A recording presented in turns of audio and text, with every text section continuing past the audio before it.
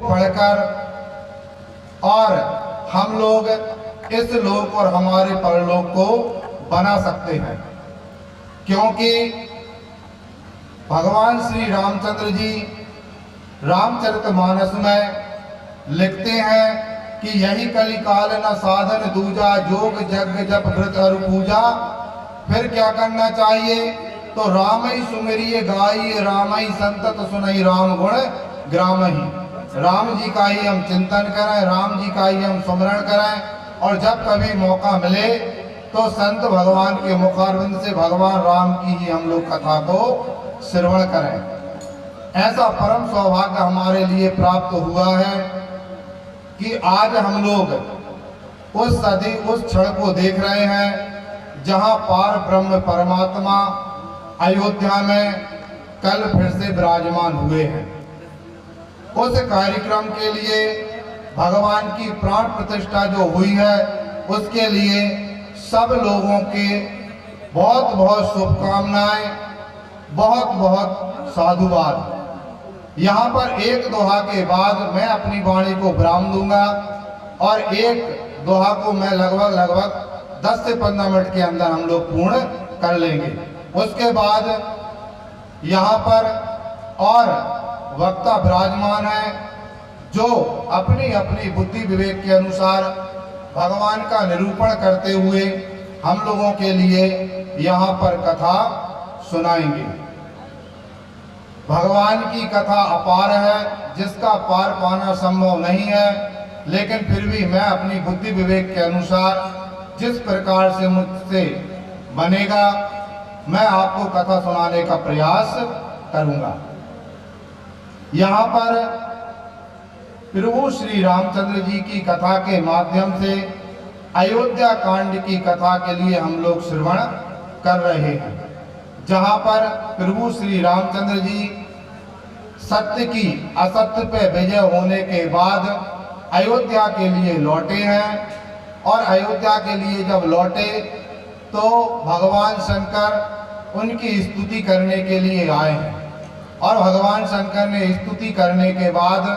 प्रभु श्री रामचंद्र जी से वरदान मांगा, और वरदान मांगने के बाद यहाँ पर तुलसीदास जी लिखते हैं कि श्री रामचंद्र जी के गुणों का वर्णन करके जो उमापति महादेव जी हैं, भगवान शंकर हैं, वो हर्षित होकर और कैलाश के लिए लौट जाते हैं, चले जाते हैं। तब प्रभु ने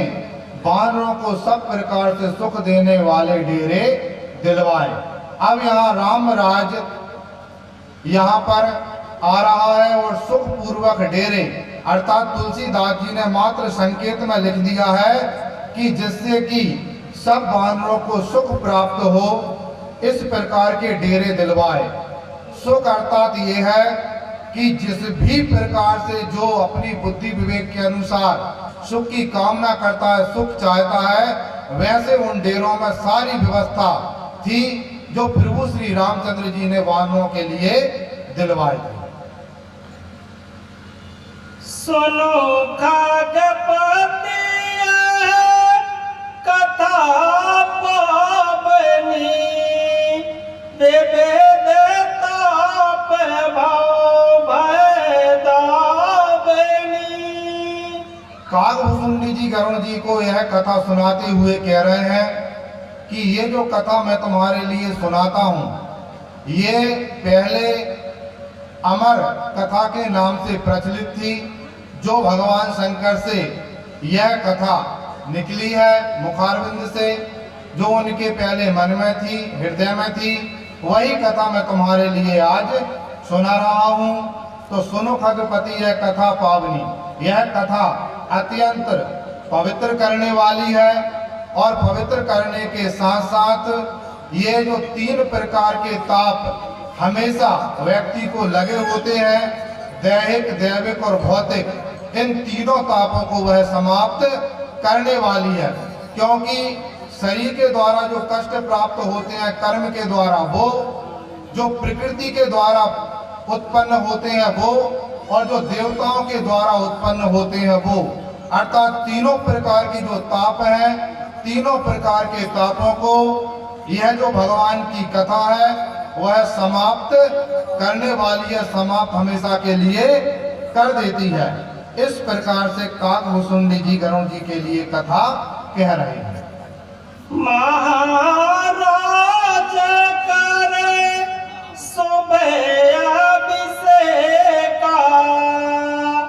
सुनत नाही नर बिरति विवेका। यहाँ पर तुलसीदास जी लिखते हैं और काकभूषुंडी जी गरुड़ जी से कह रहे हैं कि जो यह कथा है प्रभु श्री रामचंद्र जी के राज्याभिषेक की जो कथा है, जब भगवान राजगद्दी पे विराजमान हुए तो इस कथा को जो निष्काम भाव से सुनते हैं,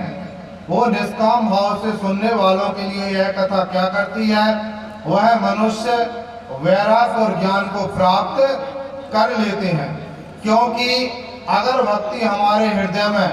दृढ़ करना है, और अभी जो भगवान शंकर ने कहा कि अनपायनी भक्ति मुझे हे प्रभु आप दीजिए, अगर वह अनपायनी भक्ति चाहिए जो हमारे पास एक बार आ जाए और फिर वहां से कभी कहीं जाए ना, तो उसके लिए ज्ञान और वैराग्य का होना अति आवश्यक होता है। भागवत महापुराण में भी कहा है कि भक्ति के दो पुत्र हैं, ज्ञान और वैराग्य। तो इस प्रकार से ज्ञान और वैराग्य का वह भंडार हो जाता है जो इस कथा के लिए अपने निष्काम भाव से श्रवण करता है।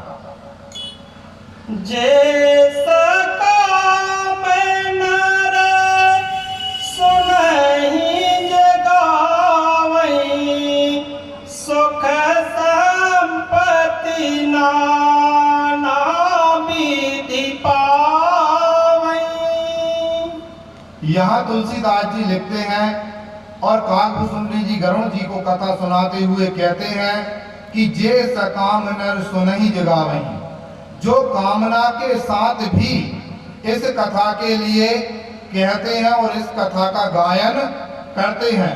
तो उनके लिए क्या होता है, सुख संपत्ति नाना विधि पावहि, वो